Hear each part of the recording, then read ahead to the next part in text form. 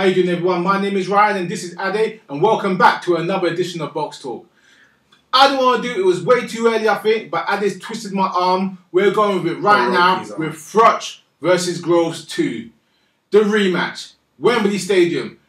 60,000 tickets sold in less than an hour. Ade, what do you think of this fight, mate? First of all, how could he not want to do this early when 60,000 tickets sell out in an hour?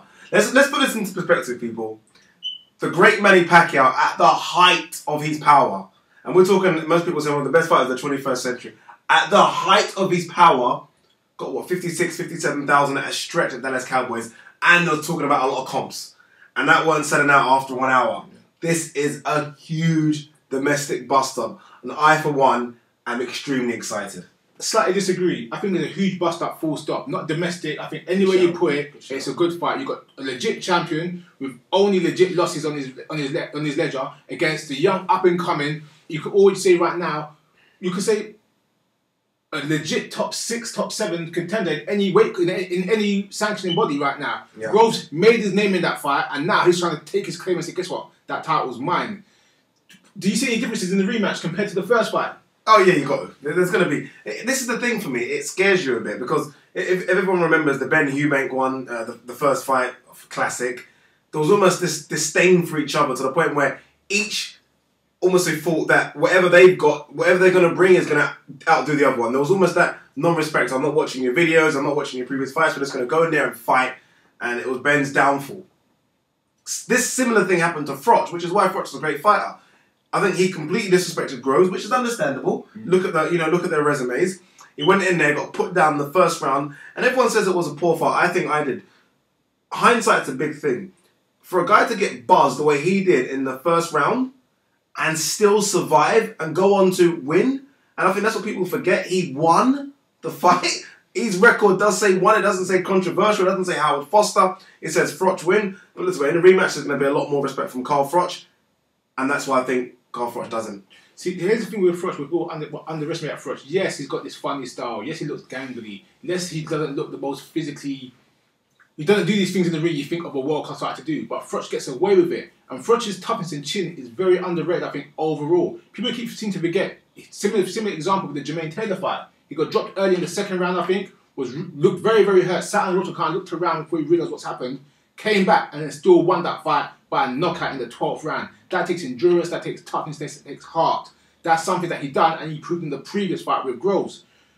I'm saying this all about Groves is that as much on the record he lost the fight, I think confidence-wise he comes to the fight as a winner. Of course. And he feels that he's not starting round 1, he's starting round 9. He's going to carry on from where the fight left off and take over the fight.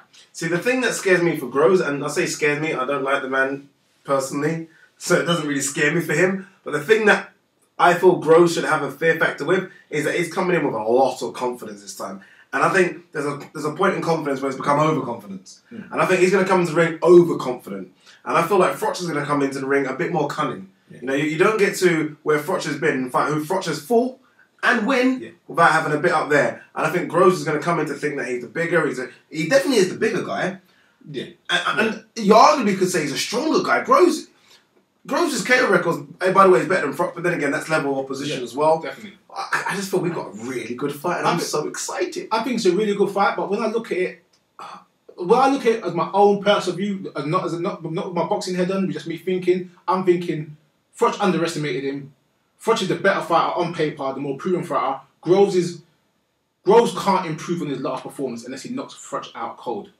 Froch can improve much more on his performance. But then when I think of my boxing head and start thinking actually how the fight will break down, you've got to look what Groves actually done. He outboxed Froch, yeah? He kept his range. He fought in spurts. Froch is good on the inside. Groves fought on the inside at certain times and pulled away and kept that distance. Froch didn't get into the fight or recover fully from the knockdown until later in the round 5, round 6 when Froch started to say, pick up more steam.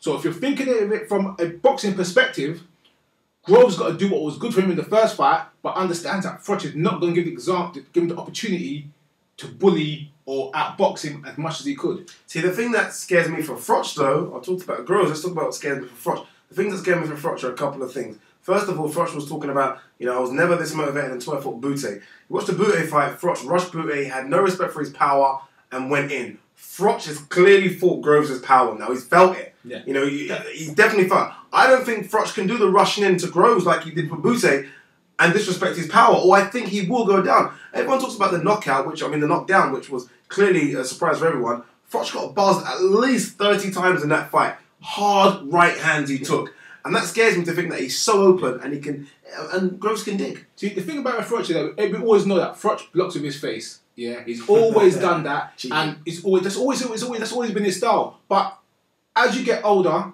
anyone that does any sort of physical sport knows as you get older, your body changes. It doesn't mean you're better. It doesn't mean you're worse. It just changes. And getting hit constantly in your face over and over and over again, it doesn't mean you can't take it no more, but your body might react slightly different than it used to do. And that's what you might be seeing with Groves. With Froch. Froch is the older guy, and he's had not a lot of fights in a longer career, but those fights have been...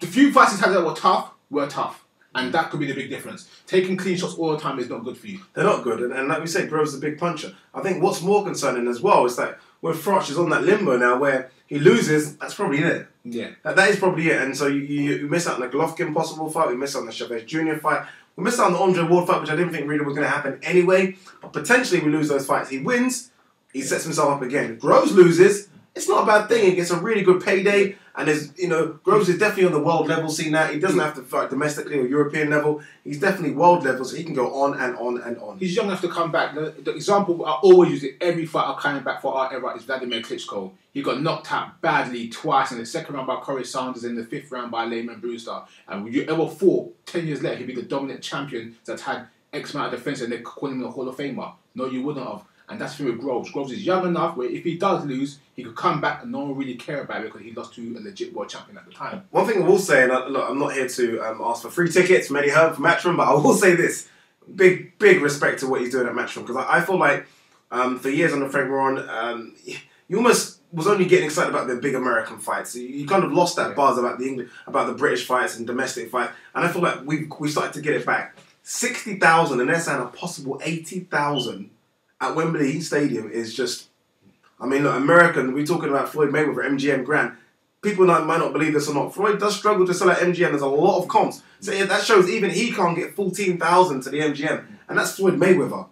Carl Froch and George Groves here are getting 60,000 minimum to Wembley Stadium, and that's a big thing. That's one thing you always hear about. People say about the British fans are passionate, just like the Mexican fans. You make the stadium, the British fans in Britain or the Mexican fans in Mexico will fill the stadium no matter what you put it. Even like you said, you mentioned about Mayweather, but I didn't watch the De La Hoya when he had his outdoor fight with Steve Forbes. Yeah. That fight couldn't do nothing. And that was De La Hoya in the showcase, which was going to be an exciting fight because Forbes' style couldn't sell nothing. Okay, Ryan, give me a prediction. Not only give me a prediction, tell me how it goes down.